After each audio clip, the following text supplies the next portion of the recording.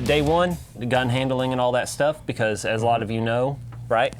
Tactical Response has a reputation for the gun up, and we make jokes about it and stuff like that, but you guys know gun up doesn't work very well in a helicopter, and a gun down doesn't work in a rubber boat, right? Like that's the meme. We confirmed zeros to make sure the reason we were all missing was because of the loose screw behind the stock and no other reasons. I had to step away for a little bit of that. So if you want to give them a rundown of what we did, or you guys did on the flat range in preparation. Yeah, so again, the gun handling, kind of getting used to, some of the Tactical Response alumni have to get used to holding it straight out to reload the gun.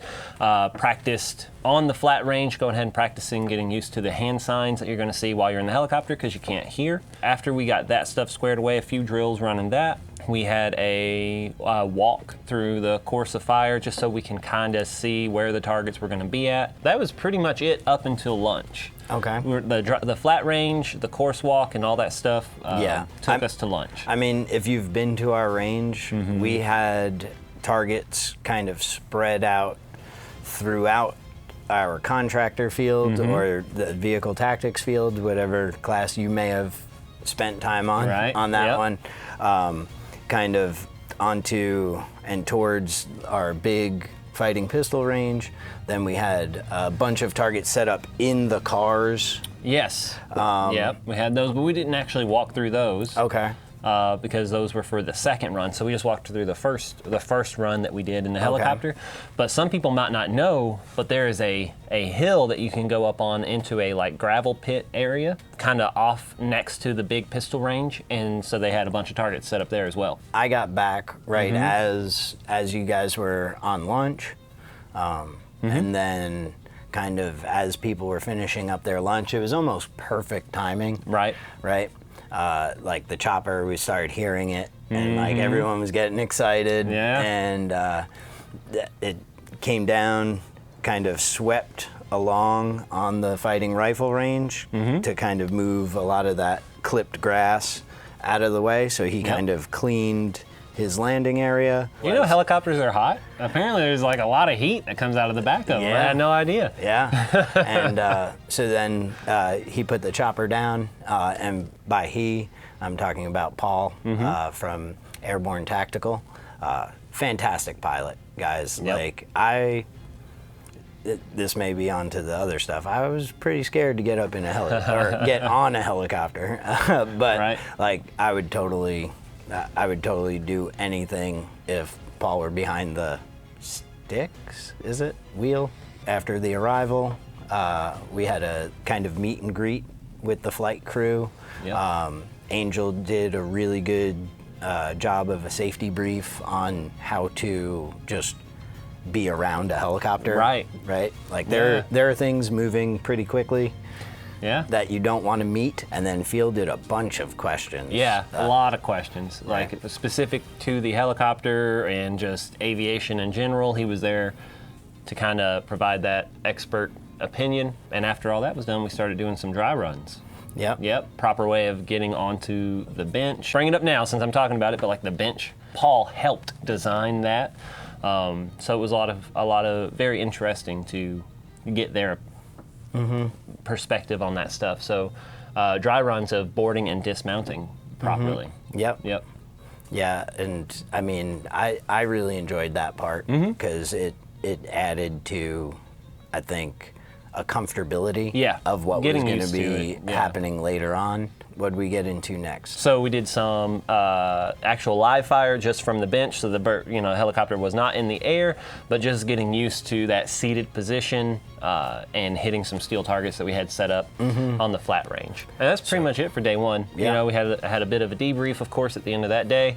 And then so moving into day two, of course, another safety brief, making sure everybody still remembered all of the things that go into doing this class. We got divided into our teams or chocks, right?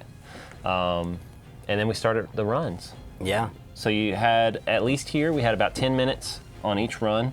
And something we should say is that you're not just sitting up there by yourself. whenever you're doing these things. So Dawn was on one side of the helicopter and Sam was on the other side, kind of helping. They would give you the hand signs that I was talking about earlier when you were clear to go ahead and shoot at those targets, and they would give you the cease fire when you were past your acceptable angle. So yeah, that's kind of just the nuts and bolts. So we wanted to get that out there just so you know when you sign up for this class, because you should, what you can kind of expect as far as the scheduling is concerned. There is a little bit of downtime, but you're hanging out with a bunch of like-minded people, sharing this experience, and it's absolutely worth it. I mean, easily like the coolest thing I've done.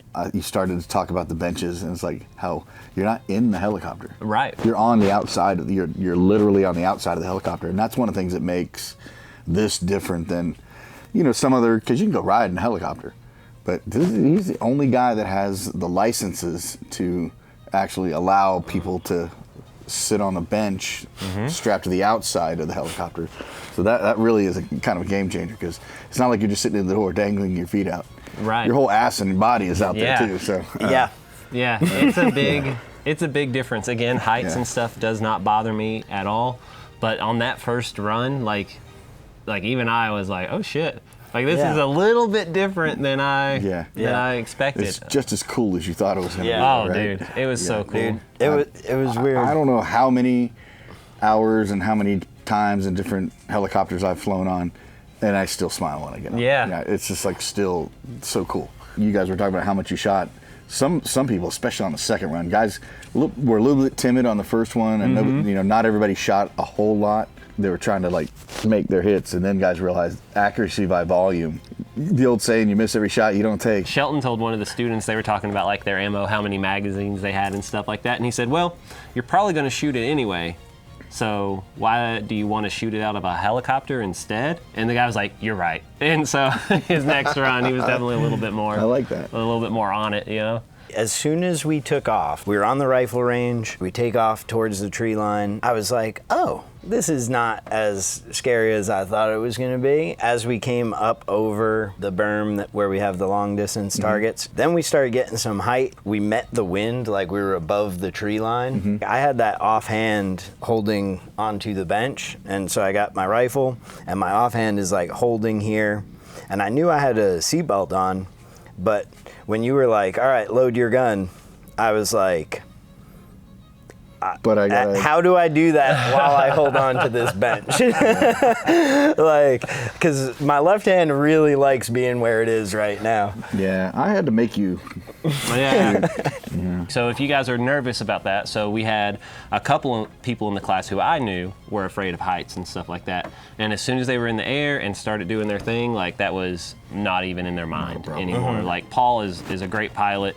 You don't have to worry about him doing any barrel rolls or anything like that. We had rain during this. Yeah. So we were in the air in the rain. Yeah. You know? Yeah, run it wasn't that bad. But, no, it wasn't bad. But some people be like, oh, I don't want to book this class because what if the weather cancels it? No, like we were in the rain.